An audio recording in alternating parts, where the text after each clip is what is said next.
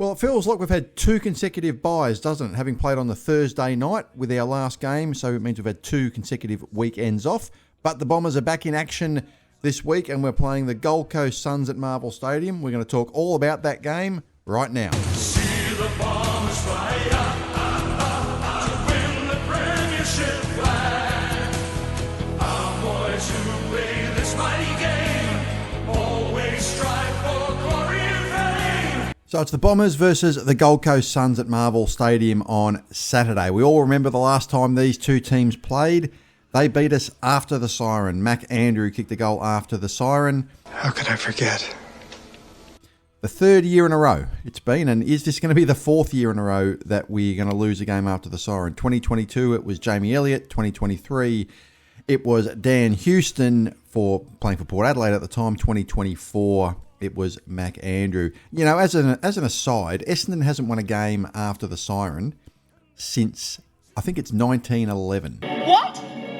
Every other side in the AFL has done it since the year 2000, which is kind of insane when you think about it. I've been to over 500 Essendon games, and it's kind of my holy grail. It's kind of the thing that I've seen everything in football, I reckon, that you can see, but I've never seen us win a game after the siren, and neither has any living Essendon fan. So just as a bit of an aside, it will be interesting to see if that ever does happen and we can all experience it, because it will be the first time any of us would have done that. It's been over 110 years. Anyway, Essendon versus the Gold Coast Suns this week. The Bombers will be welcoming back some players, but it does depend how many players. For those that missed the news, and I don't think you have missed it, I think you're all aware of it, Langford, Redman and Parish have all re-injured themselves, so Parish will become out of the side. Redman and Langford were not in last week's side, so they won't be changes to the side, but they were mooted as potential ins to the side. We will probably have, just looking at our side, my prediction will be we'll probably bring in Reid, we'll probably bring in Ridley. They will be right to go, I would assume. Durham will return from suspension. He wasn't injured, so he will be cherry ripe.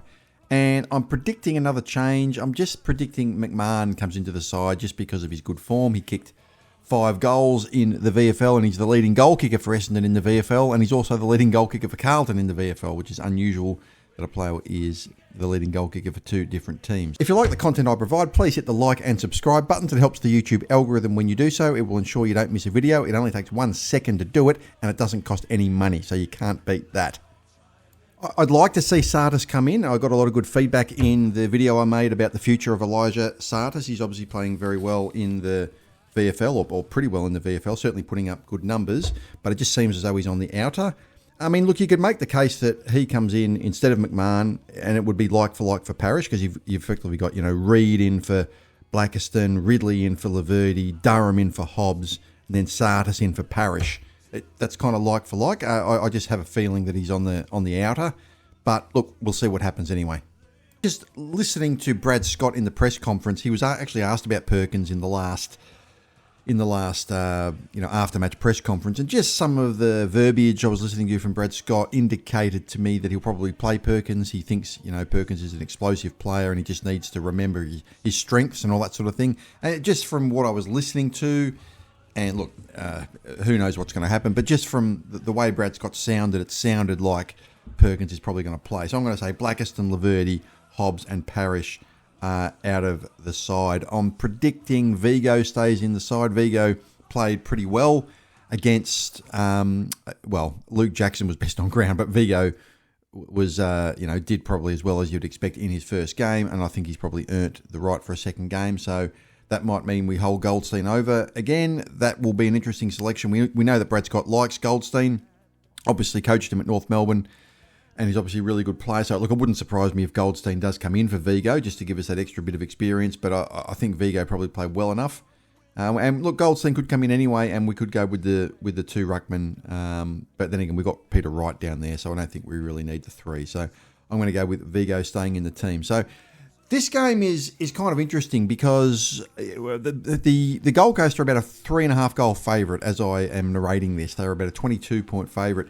Yet I think we're a bit of a chance in this game. There's a few things that are in our favour. We're having a few players coming back, notwithstanding the injuries, which will obviously strengthen us. It'll be the strongest team we put on the field in about a month. We're playing the game at home at Marvel Stadium. We will have in our memory the memory of the after the goal win that Gold Coast had last time, which, you could argue whether that means anything. It probably doesn't, but it's probably going to be there for the players, a bit of a motivating factor. Gold Coast had lost 3 in a row before their win against Melbourne, and they did fade late against Melbourne, so they are vulnerable. I mean, they're a better side on paper than we are, but down here at Marvel Stadium, it's definitely a match we can win and get our season back to, well, not quite parity, but 7 wins and 8 losses. I think you're being kind of optimistic. So Gold Coast side, you can see Gold Coast side here on paper. They didn't have any injuries last week against Melbourne, so this was their side last week against Melbourne. So I imagine they will line up much the same. There are a few key numbers to look at between the teams. I always like to look at the major differences, the major statistical differences between the teams. Because often when you look at matches, even between teams that are up one end of the ladder and the other, there's often a number of categories, there's not much difference. But there's a couple of categories here that are significantly different. One is the inside 50 differential. Gold Coast are the best in the competition. That's how many inside 50s you get compared to your opposition. They are plus 9.6 and we are minus 8.9. So that's 17 difference if you look at that. So we're going to need to do a lot better than that, guys. We're going to need to be much more efficient if we are going to have, much fewer inside 50s than they do. They do like to kick the ball very long. They're one of the longest kicking teams into the competition. It's a Damien Hardwick style of play, which is brought over from Richmond. So they do tend to be quite efficient, but they do get the ball inside 50 a lot. Meters gained, and this goes towards, how we have been played particularly, or how we've been playing particularly in the first, probably 70% of the games. We did change things a little bit with our lineup, going a bit smaller against Brisbane and Carlton. But at meters gained differential, we are minus 370. Gold Coast are plus 229. So that is something that does frustrate me. We do tend to overpossess the ball, and we just are not very efficient, and we do tend to turn the ball over. So if you are going to possess the ball, that's fine, but then you can't turn the ball over. You turn the ball over, you are essentially playing for the opposition, and we need to be a little bit more efficient with that. Scores from turnover differential. Once again, this is probably the key stat, or one of the key stats in the AFL. It is the number one score source in the AFL. Stoppages are second, turnovers, and it's because turnovers, it's hard enough to score just if you have the ball, but if you give the ball to the opposition and they score, that's an incredible advantage that you're getting if you are the one scoring with the opposition giving the ball to you. That's why turnovers are so important. Gold Coast score plus 6.8 points per game difference compared to the opposition. We are minus 16.6. So there's about a 22-point difference or a 4-goal difference there. So that is something we need to be better at. And if we can improve in that area, we have every chance to win the game, or at least be very competitive in it. Scores from stoppage differential. Once again, the Gold Coast are about 10 points better net per game. We are minus 1 and Gold Coast are plus 8.2. So there's a few key stats that the Gold Coast are much better than us in, but they have fallen away a little bit over the last couple of weeks. There is a bit of a trend with the Gold Coast that they do tend to have the post-Darwin stumbles a little bit. They do tend to play well in Darwin, win those games, and they do tend to stumble a little bit in the weeks after that. We stumble in the second half of the season as well, so that's, we can't, we're not innocent in that regard at all. But the Gold Coast do tend to fall away a little bit, so that is an area of vulnerability for them, and they do have the wobbles. And look, they were just out of the 8 before this round. They're back in it. They've got a game in hand, of course. Both teams have a game in hand. It looks like that game in hand will be played on the Wednesday night after the last round has been completed, before the bye before the finals. But both teams do have a game in hand, so the Gold Coast, are not in a bad position, but they'll be a little jittery if this game gets close, or if we look like we're a chance, because they're on the cusp of their first ever finals berth. They should make it, and this is a match they will be looking at, obviously, as a match they need to win. but it does have upset written on it. It's just that kind of match that feels like it could be an upset. And if they get a bit jittery, we are every chance to take advantage of it. So the key really to beating Gold Coast, and I guess this is the same for any team, but it's particularly true for Gold Coast, and I'll get into the reason why that is to stop the opposition's best players. If you stop their best players, obviously you're a chance to win. But why is that more important against Gold Coast? Well, of the top 15 players in the AFL this year, 3 of them are Gold Coast players. Noah Anderson is rated the 4th best player in the AFL this year, according to the player ratings from Champion Data. Tuke Miller is the 11th best player, and Matt Rowell is the 15th best player. So there's about 800 players in the AFL, and they have 3 of them in the top 15. So Noah Anderson, Tuke Miller, and Matt Rowell. Interestingly, Ed Richards is the number 1 player. Luke Jackson from Fremantle is the 2nd best player, and Tristan Sherry from North is the 3rd best player, if anyone was interested. So they are very, very top heavy, I guess, in terms of their top end talent. They've got a lot of very, very good players, but we really need to match them in the midfield. That is obviously the key, because all those players are midfield players. Anderson, Miller, and Rowell. They've probably got, you could make the argument, the 3 best players on the ground. Jared Witts as well is a very good player.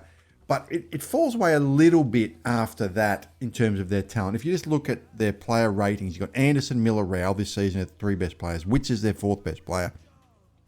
Bailey Humphrey is their 5th best player. Braden Fiorini, 6th. Ben Long, 7th.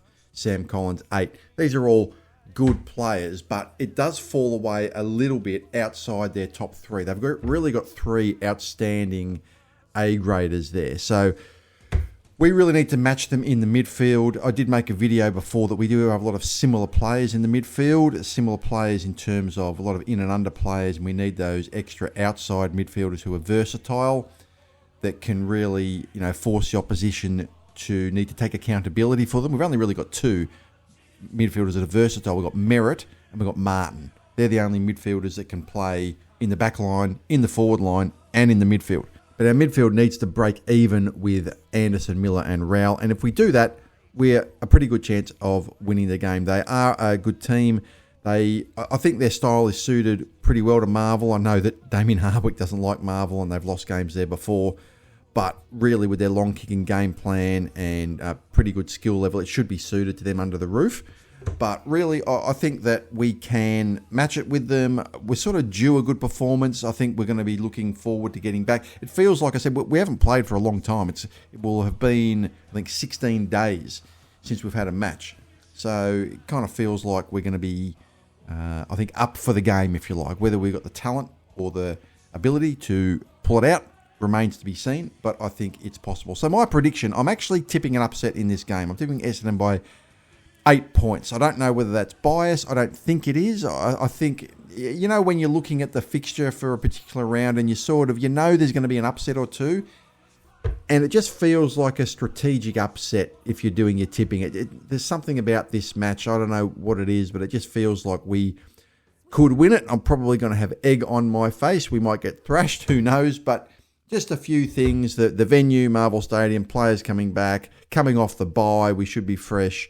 The motivation from losing to them after the siren last year, and the fact that they've got a little bit of the stumbles, having lost 3 in a row before their win against Melbourne last week. Just a few little things point towards us being competitive in this game. I think Nick Martin needs to kick a couple of goals if we're going to win this game. I think he should play forward. I've always been on about that. We do average 5 goals more per game when he's not playing in the back line. I know correlation doesn't always equal causation, and you can play around with numbers to prove whatever you want. But at the end of the day, he is a bit of a unicorn for us and that X factor. And if he can play forward and kick a couple of goals, that will go a long way towards us winning this game. So what do you guys think? Let me know in the comments if you think we're a chance to win this game. Are you going to be going? I am going to be there. I am there every single week without fail. I can't wait to get to this game. I always look forward to it, no matter how well or badly we are going. I'm an Essendon tragic. It is sad, I know, but that's just how it is. Let me know what you guys think, if there's anything I've missed with this game. Like this video, subscribe to this channel, and as always, everybody, go Bombers!